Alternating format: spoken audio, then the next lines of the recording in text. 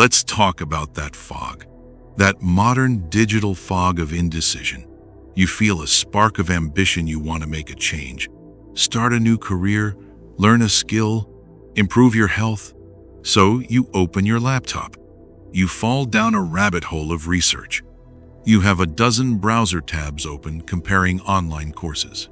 You watch hours of YouTube videos about the 10 best ways to start. You make pro and con lists. You strategize. You plan. You optimize. And then you do nothing. The spark dies out in the fog. This is analysis paralysis, the curse of infinite choice. We are overwhelmed with options. We can be anything, go anywhere, learn everything. But this supposed freedom often leads to a strange kind of paralysis. We're sitting in a state-of-the-art sailboat. We have the best gear, a map of the entire world, access to every weather report. But we've never typed a destination into the GPS. So we just sit there, adrift in the harbor, waiting for the perfect conditions, for a sign from the universe, for a sudden gust of inspiration that will finally push us out to sea. The Roman Stoic philosopher Seneca saw this same paralysis in the ambitious, power-hungry world of his time. He understood that action has two prerequisites: a clear direction and the courage to take the first step. His writings are a masterclass in how to navigate from paralysis to purpose. And his first piece of advice is a timeless navigational principle, a powerful summary of an idea he explores throughout his famous moral letters to Lucilius. He taught that if a man knows not to which port he sails, no wind is favorable. This is one of the most powerful metaphors for a life of purpose. If you don't have a clear goal, a destination, a why, then nothing that happens to you has any real meaning. It's all just random weather. A sudden opportunity, a favorable wind is useless because you don't know if it's blowing you in the right direction. It's just another distraction. A setback, an unfavorable wind, is devastating because you have no greater purpose to make the struggle worthwhile. You are simply being blown around. A life without a clear port is a life of aimless reactivity. You can't make good decisions because you have no criteria for what a good decision is. Should you take that new job? You don't know, because you don't know where you're ultimately trying to go. For a Stoic, the ultimate port isn't just a career goal or a number in a bank account. The ultimate port is a life of virtue, a state of inner tranquility and moral excellence, what the Greeks called eudaimonia, or human flourishing. Any external goal, becoming a CEO, writing a novel, running a marathon, is secondary to this primary internal port. The external goal is just the training ground for the internal one. The real destination is a well-ordered, rational, and virtuous mind. This idea was put to the ultimate test in the 20th century by the psychiatrist Viktor Frankl. In the concentration camps of World War II, he observed that the primary driving force in human beings is the pursuit of meaning. The inmates who had a port, a reason to live, a loved one to see again, a work to finish, were the ones with the highest chance of survival. Their purpose didn't make the suffering go away, but it transformed it. It gave them a reason to endure one more day, to find one more scrap of bread, to get up one more time. Their why gave them the strength to endure any how. Knowing their port made every small action, even just surviving another hour, a meaningful act of defiance. So, we've picked our port. We've defined our purpose. The destination is programmed into the GPS, but the ship is still tied to the dock. We look out at the vast, foggy, and frankly terrifying ocean between here and there, and we are frozen. The journey looks difficult. And this is where we meet the second and perhaps more profound of Seneca's insights. This is his diagnosis for the paralysis of fear, and it comes directly from his 104th letter to Lucilius. He wrote that it is not that things are difficult that we do not dare. It is that we do not dare that they are difficult. This is a radical reordering of cause and effect that will change how you look at every challenge. We think difficulty is greater than fear, is greater than inaction. Seneca flips the script. Fear is greater than inaction, is greater than perception of difficulty. Our fear is the lens that magnifies the obstacle. The task itself is often just a series of simple actions, but our fear projects a movie of catastrophic failure onto it, making it seem like an unclimbable mountain. And we should add an interesting fact about Seneca here.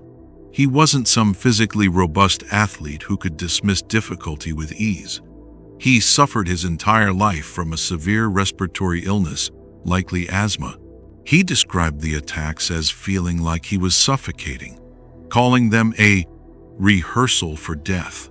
So this is a man who knew what real physical difficulty felt like. He wrestled with the primal terror of not being able to draw breath. So when he tells us that our fear is what makes things difficult, he is not dismissing real struggle. He is making a crucial distinction between a genuine physical impediment and the psychological story of fear that we layer on top of it. The fear that paralyzes us long before we even begin. Modern neuroscience can explain this. Our brain is wired for comfort and safety. When we contemplate a difficult, uncertain task, our brain's threat response system labels the unknown as dangerous. It anticipates the potential pain of failure and floods our system with the desire to avoid it. This is where procrastination is born. Procrastination is not laziness. It is an emotional regulation problem. We avoid the task because it makes us feel bad, and our brain craves the immediate reward of relief that comes from putting it off. The difficulty is the story our emotions are telling us to justify the inaction. The act of daring, of taking the first tiny, concrete step, is an act of the rational mind overriding that primal, emotional impulse. The moment you take that first step, something magical happens. You send a new signal to your brain. You are telling it, this is not a threat to be avoided. This is a challenge to be engaged with.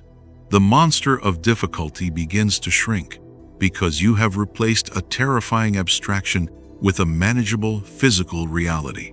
Writing a 500-page novel is difficult. Writing one good sentence is not. The only way to get from the abstraction to the reality is to dare to write that first sentence. So, when we put these two ideas from Seneca together, we get a complete philosophy for a life of purpose and action. First, you must choose your port. Then you must dare to hoist the sails. Purpose without courage is just a daydream. You can spend your whole life fantasizing about your destination, but you'll die in the harbor. Courage without purpose is just recklessness. You can sail boldly into the storm, but without a destination, you're just getting thrashed around for no reason. This is the art of life. To have a vision so grand that it gives meaning to your suffering, and to have the courage to take the first, humble step towards it. The port is the blueprint for the cathedral. The daring is the act of laying the first stone. Second, you must learn to see difficulty as a symptom of fear, not an objective truth. The next time your mind tells you, this is too hard, recognize that for what it is, an excuse generated by your fear of the unknown. The cure for the feeling of difficulty is not more planning, not more research. The cure is a single, small, courageous action. Send the email. Write the first line of code. Put on your running shoes and walk out the door. Once you have a port and have dared to set sail, everything changes. The winds are no longer your masters. They are just forces to be navigated. A headwind is not bad. It's a challenge to your skill as a sailor. A tailwind is not good. It's an opportunity to be seized with gratitude. The wind is just the wind. Your job is to sail. We started by talking about that fog of indecision, that feeling of being adrift. Seneca has given us the way out. It's a two-step formula. First, you must choose your destination. You must give yourself a purpose, a port to which you will sail. This idea is a theme throughout his moral letters. Second, you must conquer the illusion of difficulty by daring to take the first step, an insight he lays out with perfect clarity in letter 104. Remember the words of the ancient captain: "If a man knows not to which port he sails, no wind is favorable." And remember his call to courage. It is not that things are difficult that we do not dare. It is that we do not dare that they are difficult. Stop waiting for a favorable wind. Pick your port and dare to sail. Thank you for joining us at the Inner Citadel. If this video gave you a direction or the courage to start, please like this video and subscribe for more tools to navigate the seas of life. We'll see you next time.